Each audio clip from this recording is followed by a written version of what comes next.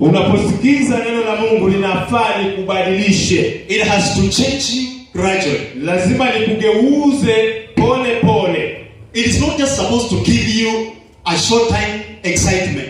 Haifai tukupa msisimko wa muda mfupi. It is when it comes to a point where the word of God does not cause you to panic. Ikifikia kiwango kwamba neno la Mungu halikufanyi utetemeke, then you are beginning to lose. Hiyo inamaanisha kwamba umeanza kupoteza. Because the word of God condemns sin. Kwa sababu neno la Mungu hukemea. But when sin is condemned and you do not feel ashamed of it, lakini wakati dhambi inakemewa na hauaibiki, you are in trouble. Uko tabani. Allow use me, my brother Pierre.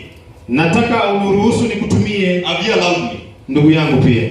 If the man of God can use you as an example of a poor giver and nothing shocks you, you are in trouble, my brother. Kama mtu wa Mungu atakutumia wewe kama mtoaji mbaya na hilo halikubabaishi, basi uko matatani.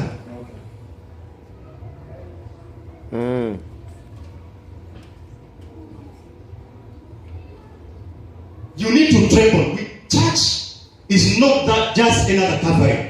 Lazima utetemeke. Kanisa si kusanyiko lingine lile tu.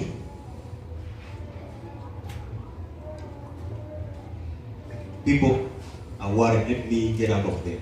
Watu wanaingia. We are listening. Wasi wacha niache haya. See people skipping heartbeats. Naona watu wakituturikwa na roho. We don't want to lose you heart attack. Tutaki kukupoteza kwa sababu umepata maradhi ya moyo. They preached until Victor had a heart attack. Eti walihubiri mpaka mshindi pale akakuwa na ugonjwa wa moyo. You know, these things were serious business from the very beginning. Wajua haya mambo yalikuwa ni mambo ya maana sana kuanzia. Is there a point in your Christian life that they will preach and then you become so scared? Kuna mahali katika maisha yako ya Ukristo kwamba watahubiri mpaka uingiwe na wasiwasi? Was there a point from the time you gave your life to Christ? Kuna mahali katika maisha yako ulipookoka ambapo ungewahi hubiriwa mpaka uokope? When a particular sin that was pursuing you was mentioned, it made you to feel uncomfortable. Wakati dhambi fulani ilikuwa inakukimbiza, wakati ikitajwa madhabahuni na kufanya ukose kuwa na amani. When it becomes normal, wakati mambo inakuwa kawaida, things are no longer good for you. Mambo si kawaida kwako, mambo si mazuri. Genesis chapter 2 verse 8.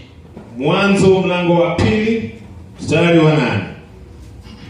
And the Lord God planted a garden eastward in Eden, and there he put the man whom he had formed. Verse 15. And the Lord God took the man and put him into the garden of Eden to dress it and keep it. We are talking about a total Christian man. Genesis chapter 2 verse 8. Naongea kuhusu mwanamume kamili Mkristo. Mwanzo 2 mstari wa 8 nitasoma. And 15. Bwana Mungu akapanda bustani upande wa mashariki wa Edeni. Akamweka ndani yake huyo mtu aliyemfanya. 15. Bwana Mungu akamtoa huyo mtu, akamweka katika bustani ya Edeni, ailime na kuitunza. To dress it and keep it. Ailime na kuitunza. Now, from the very beginning, sasa kuanzia mwanzo hasia, God entrusted men with responsibilities. Mungu alimpa mwanamume majukumu. God cannot entrust you unless he trusts you. Mungu hawezi kukupa majukumu kwa ila tu kama anakuamini. And so, after making man out of his own image, baada ya kumuumba mwanadamu kwa mfano wake, he entrusted him with responsibility. Alimpa majukumu. Therefore, a man refers to responsibilities. Kwa hivyo mwanamume ni majukumu. A man is not just trousers. Mwanamume si suruali ndefu tu. A man is not a huge voice. Mwanamume si sauti kubwa. A man is responsibility. Mwanamume ni majukumu. What defines a a man is not what is in between his thighs. Kile kinachomfanya mwanamume sio kinachopatikana katikati ya miguu yake. What defines a man is responsibility. Kinachomfanya mwanamume ni majukumu. If you are irresponsible, you do not qualify to be classified as a man. Kama wewe ni mwanamume asiyejukumika, basi wewe hufai kuwa mwanamume. So if you can come to church and you don't have a good reason why your wife is not here, you are an irresponsible man. Kwa hivyo kama unaweza kuja kanisani na hauna sababu za kutosha za kuashiria kwa nini mke wako hajakuja na wewe, basi wewe ni mwanamume asiyejukumika. Kweli. Kabisa. A man is the head of the family. Mume ndicho kichwa cha jamii. God releases responsibilities to Adam. Mungu anaachilia majukumu kwa Adamu, The very first man he created. mwanamume wa kwanza kuumbika. He tells him to take care of the Garden of Eden. Anamwambia aitunze bustani ya Edeni. The instructions were very clear. Masharti yalikuwa wazi kabisa. Dress it and keep it. Uilime na uitunze. In other words, keep it clean. Maanisha kwamba ailime ikuwe safi. Ensure it is productive. Hakikisha kwamba inazalisha. Simple and clear instructions. Masharti yaliyo rahisi na wazi kabisa. Do not eat from this tree. Usile katika mti huu, but eat from this other tree. lakini kula kwa miti hii mingine. Adam was not able to keep that instruction. Adamu alishindwa kuyahifadhi masharti haya because he was an irresponsible man. kwa sababu alikuwa ni mwanamume asiyejukumika. So from the very beginning, kwa hivyo kuanzia pale mwanzo, there is a gene of responsibility that can sprout up in a man who is not careful. kuna chembe za kutojukumika ambazo zinaweza zalikana kwa kila mwanamume. If you are not careful, you will inherit a gene of irresponsibility. Usipokuwa makini, basi utarithi chembe hizi za kutojukumika. Ndio.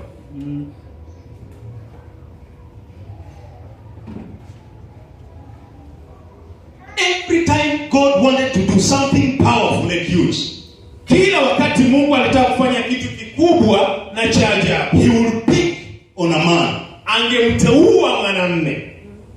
When he wanted someone to take care of the Garden of Eden, wakati alitaka mtu wa kuitunza bustani ya Edeni, he had a man in the name of Adam.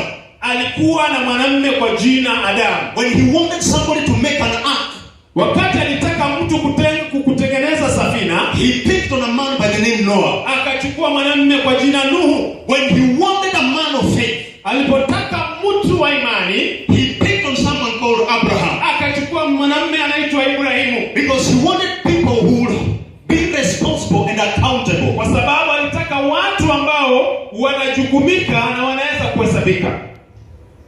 We cannot give you responsibilities if you are not accountable and responsible.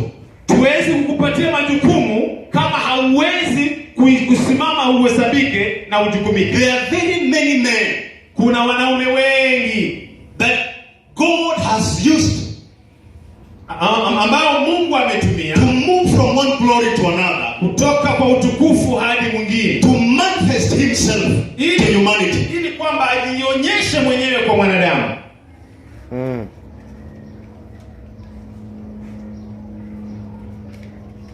Amen.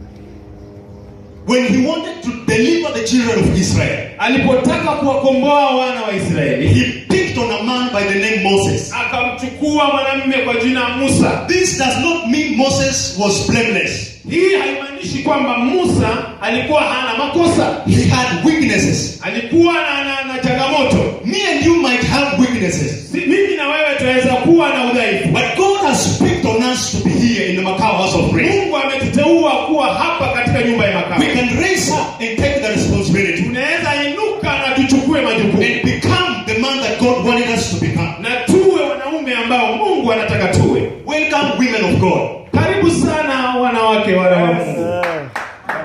Women of God. Your husbands have scored 0 marks because you are not away. Wamepata 0% kwa sababu hamkuwa hapa. Just listen, you don't need to pray, we are praying. Unahitaji kuomba, tushaomba. Asikize tu. We ask all married men to stand up. Tuliwauliza wanaume wote walio kusimama. And your husband scored 0 because you are not here. Na waume zenu wakapata 0 kwa sababu hamkuwa. Remind me every time a wife of somebody enters this. Nikumbushe kila mara mke wa mtumishi anaingia. I will remind them that your husband scored 0. Nami nitawakumbusha kwamba waume zao walipata 0. Yani nunge. Only one. Nothing. We were about to ask them to go and sit with the youth. Tulikuwa karibu tuambie waume zenu wakae na vijana. Because we wanted a wife to sit next to the husband. Kwa sababu tulitaka mke akae karibu na mume.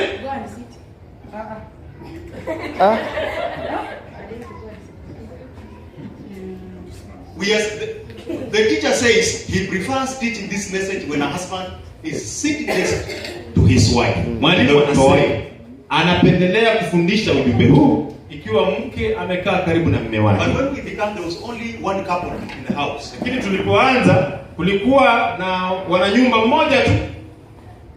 Only one. Na hata hajakaa karibu na mke wake. Now, where were we before you interrupted us? Sasa kumbusheni tulikuwa wapi kabla mja? But we are doing this in love. Do we understand this? Yes. Tunashiriki haya kwa upendo, naamini tunaelewa.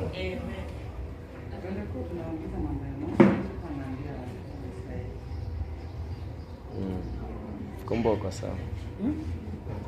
Man is a symbol of responsibility. Mume ni ishara ya majukumu. So if you are a man and you are not responsible, you need to tell us who you are.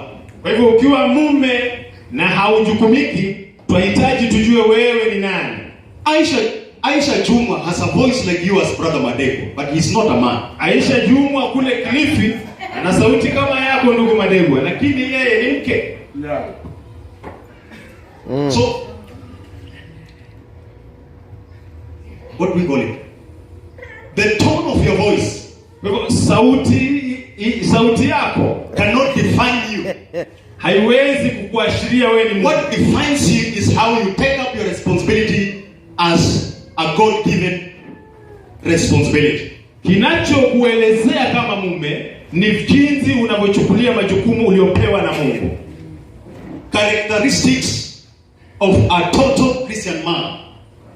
Hulka ama tabia za mwanamume kamili Mkristo. When I was a young man, there was somebody in this country. Wakati nikiwa kijana mdogo, kulikuwa na mtu mmoja katika nchi hii. He used to call himself total man. Alikuwa anajiita mwanamume kamili. Ni watoto wa Uhuru hamwezi jua. Na Kibaki. Characteristics of a total Christian man, and I will be leaning towards husband. Tabia ama kanuni kamili za mwanamume Mkristo. Just if you don't have a wife, stand up. Kama hauna mke, simama. If you are a man and you don't have a wife, stand up. Kama wewe ni mwanamume lakini hauna mke, simama. I want to give you one. Kope mmoja.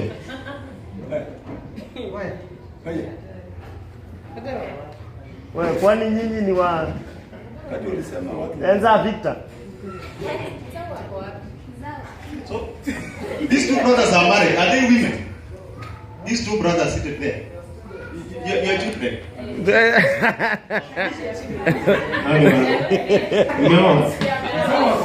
They are sand.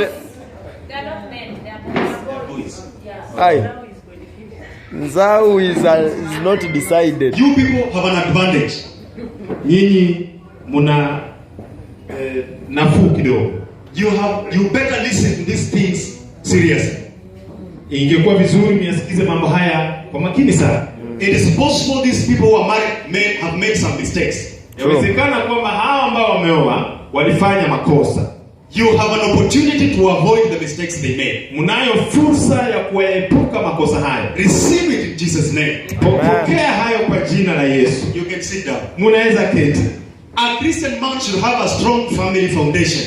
Kristo kamili lazima akuwe na jamii ambayo ni dhabiti. A total Christian man must have a strong family foundation. Mwanamume Mkristo kamili lazima akuwe na jamii iliyo imara. You must believe in raising a family. lazima uamini katika kukuza jamii. I said you must believe in raising a family, not families. Na nilisema lazima uamini katika kukuza jamii, sio jamii kwa wingi. So that when you begin up a family, Ili kwamba unapoanza jamii, you stick to that particular family. Unashikilia na kukaa na hiyo jamii. You don't raise up families. Hauanzi kukuza majamii. Ama jamaa. Kama ni Kiswahili. You must believe in the foundation of a family. Lazima uamini katika misingi ya jamii. A family as described by the word of God. Jamii kulingana na vile inavyoelezewa na Mungu. A family that a Christian believes in. Jamii ambayo Kristo anaamini kwayo. A family that has got a father, a mother and children. Jamii ambayo ni ya baba, mama na watoto. Not a family that has a father, mothers and children. Sio jamii ambayo iko na baba, wa mama na watoto. A strong family foundation. Familia dhabiti ambayo Kristo anaamini kwayo. A man must believe in raising a single family. Mwanamume lazima aamini katika kuikuza jamii moja. If you are not careful, you find yourself raising families. Usipokuwa makini, utajipata ukikuza majamii. If you are not careful, you will have mothers to your children, not a mother to your children. Usipokuwa makini, utakuwa na mama wa watoto wako, sio mama mmoja. Somehow these things happen. Kwa njia nyingine mambo haya hutendeka. But if it's possible to avoid them, the better. Lakini kama inaweza kuzuilika, ni heri.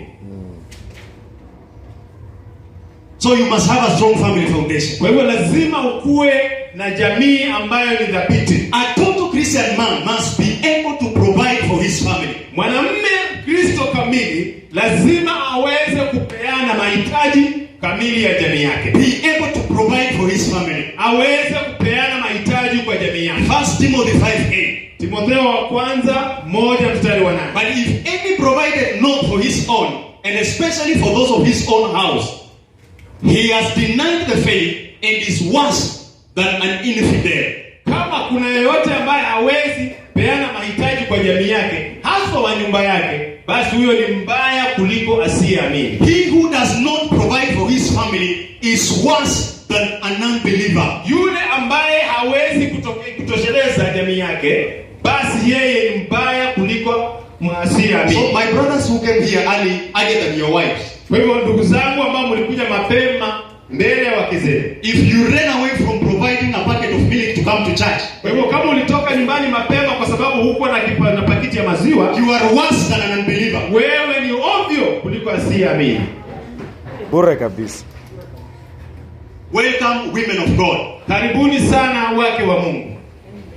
Wano makuhani bana. Anybody who's like married men is there? Yote ambaye ameoa mke wake ameingia? Bado. Unfortunately. Women who are coming, we are asking men here where the wives are. Mama ambao tumeingia tunauliza waume zenu wake zao wako wapi? I don't understand why we are a church of mismatch. Sielewi kwa nini sisi ni kanisa ambalo lisiloingiana. We have many men whose wives are not here. Tuna waume wengi ambao wake zao hawako hapa. And we have many women whose husbands are not here. Na tuko na wake wengi ambao waume wao hawako hapa. I mean, they are a country or somewhere, working somewhere, but it's just because we leave them at home. We will not get it. Naomba kwamba wakwe wako bara, lakini kama wako tu hapa Nairobi vijijini na tumeacha nyuma, itakuwa ni hatari. Women, do these men provide for you? Wake, je, hao wanaume wanawatosheleza?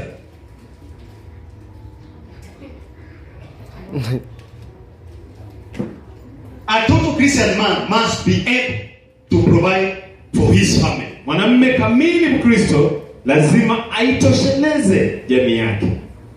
By all means, you must be on top of the economy of your house. Kwa njia zozote lazima uwe unaongoza kwa masuala ya kiuchumi ya nyumba yako.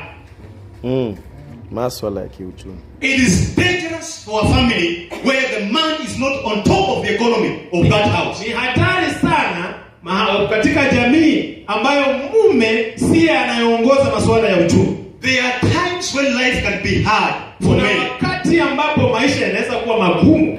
But when it becomes forever that you are not able to find something constructive for your family, you are a poor man. Lakini ikifika kwamba kila siku wewe mume ni hamnazo, basi wewe ni mume bwege.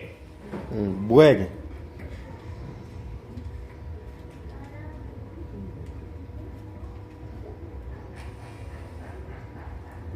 If you don't provide for your family, kama hautoshelezi jamii yako, Mr. Husband, bwana mume, soon you begin rearing children that are not of your own. Hivi karibuni utaanza kukuza na kulea watoto ambao si wako.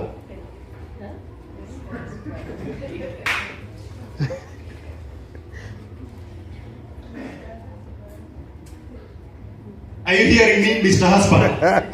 Bwana, unanisikiza vizuri? Bwana.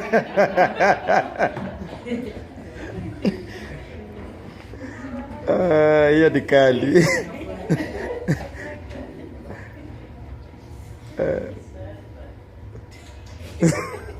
Is there anybody with a question that far? Je, kuna mtu ana swali kufikia kiwango hicho? Jambo liza hapi.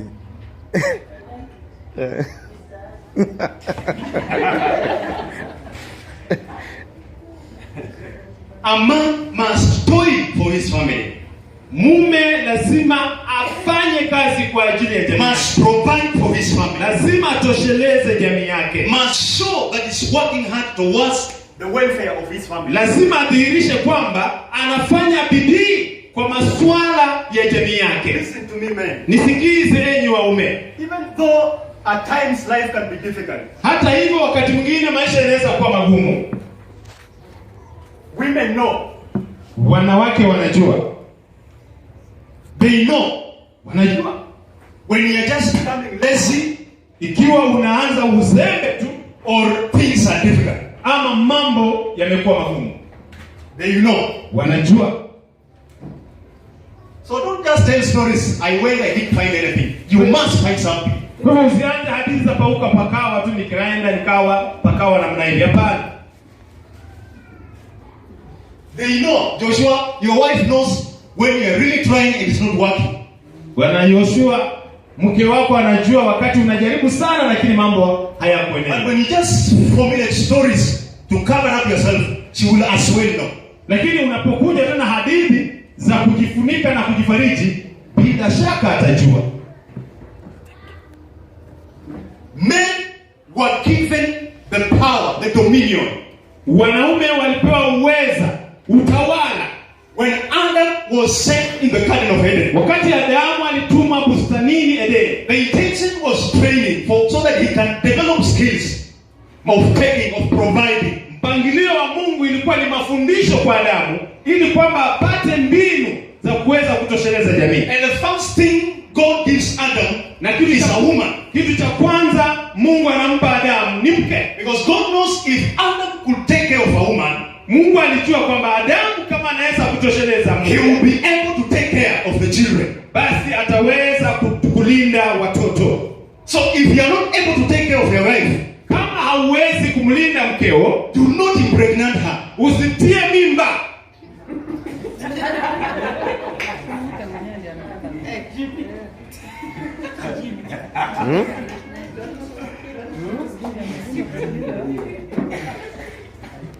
Umeanza kupanda.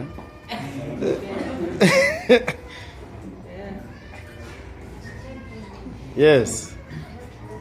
That was the first level of responsibility. Hiyo ilikuwa ni hatua ya kwanza ya kujukumika. A woman, mke. Some of us have children with 5 women.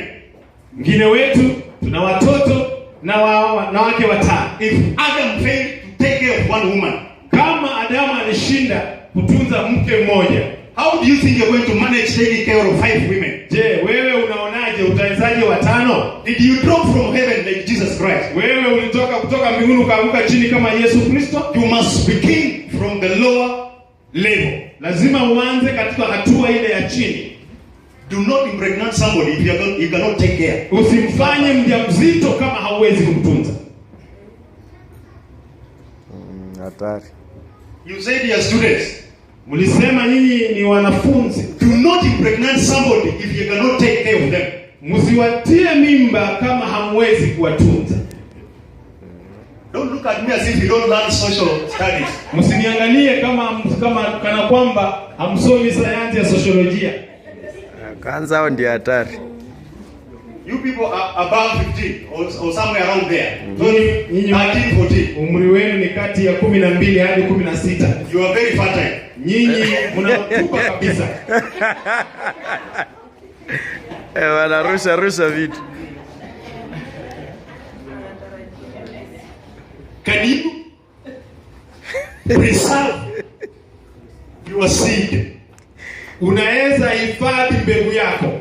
I beseech you to preserve your seed. Ninawasihi muhifadhi mbegu zenu. If you broadcast it as you learn in agriculture, you end up in problems. Kama mtazipanda ovyo ovyo jinsi mlivyosoma katika somo la kilimo, basi mtajipata matatani. Bwana.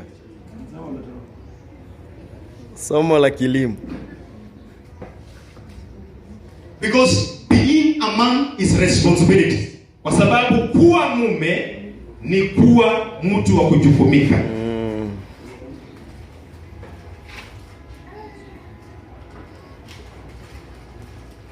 Number 3. Cha tatu, A man must understand all matters of life. mume lazima ayaelewe masuala yote ya maisha. Men shall have the understanding and women shall have the wisdom. Wanaume watakuwa na ufahamu na wake watakuwa wenye hekima. Men shall have the understanding. Wanaume watakuwa wenye ufahamu. Women shall have the wisdom. Wake nao wawe wenye hekima. So you kick your wife around and tell her she does not understand. Kwa hivyo ukipiga mke wako na kumwambia kwamba haelewi, it is you who is supposed to understand. Wewe ndiye unafaa kuelewa. All she requires is wisdom. Kile anachohitaji mkeo ni hekima tu. A wise woman builds a house. Mwanamke mwenye hekima inamaanisha nyumba. Wisdom is to women. Hekima ni kwa mwanamke. As a man you must understand all matters of life. Mwanamume lazima uwe na ufahamu wa masuala yote ya maisha. You need to be a notch higher than your wife. Lazima uwe mwenye kufahamu kuliko mke wako. If your wife is a notch higher, kama mke wako atakuwa mwenye kufahamu kukuliko, you require extra grace to live with her. Unahitaji neema nyingine zaidi ya kuishi naye. I don't mean you cannot live with her. Sisemi huwezi ishi naye. But you need to work hard. Lakini lazima ufanye juhudi for you to cope with her. Ili kwamba hamweze kuendana. True. 1 Peter 3:7. Waraka wa kwanza wa Peter 3. Likewise you husbands, dwell with them according to knowledge, giving honor unto wife as unto the weaker vessel, and as being heirs together of the grace of life, that your prayers be not hindered. Waraka wa kwanza 3:7. Sema hivi: kadhalika ninyi waume, kaeni na wake zenu kwa akili, na kumpa mke heshima kama chombo kisicho na nguvu, na kama warithi pamoja na neema ya uzima, kusudi kuomba kwenu kusizuiliwe. Amen. Is somebody lucky? No. Na yote amebahatika hadi hapo? You understand the question? Yes. Unaelewa hilo swali? Nimebahatika. So the Bible describes women as weaker vessels. Biblia inawafafanua wake kama vyombo dhaifu, And advises men to live with them with wisdom. na inawasihi wanaume kuishi nao kwa hekima, with knowledge, na ufahamu. live with them, dwell with them according to knowledge, Ishi nao na kwa ufahamu, and give them honor. na uwape heshima. You become a total Christian man, husband. Ukifanya hivyo utakuwa mwanamume Mkristo kamili. You must understand all matters of life as a husband. Lazima uyaelewe masuala yote ya maisha. You must be ahead in spiritual matters. Lazima uwe mbele ya mkeo kwa masuala ya kiroho. Kweli. The man is the head of a family. Mume ni kichwa cha jamii. Do not leave the matters of the spirit to a wife. Usiache masuala ya kiroho kwa mke wako.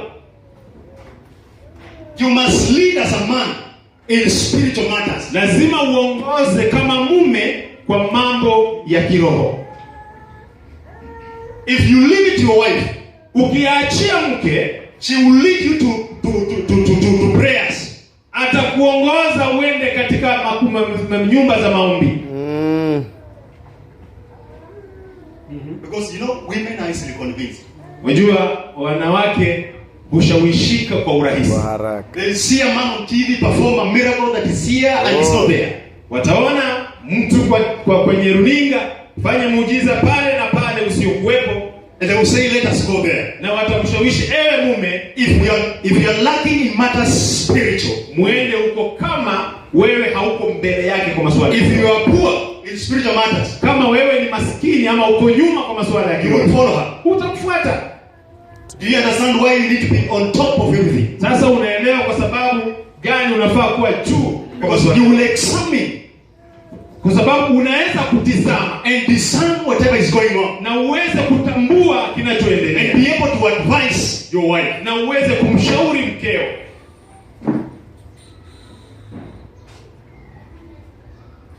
We even see it in church. It's not wrong, but maybe it's their nature.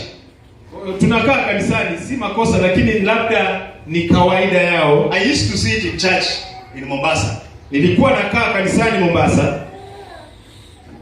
You would see pastors praying for everybody. Ungeweza kuona mchungaji ameombea kila mtu. But after the service, women go for another dose of prayer. Lakini baada ya ibada tena utaona wanawake wakitembea pole pole wakapata dosi nyingine ya maombi. A second dose. Dosi ya pili waombewe tena.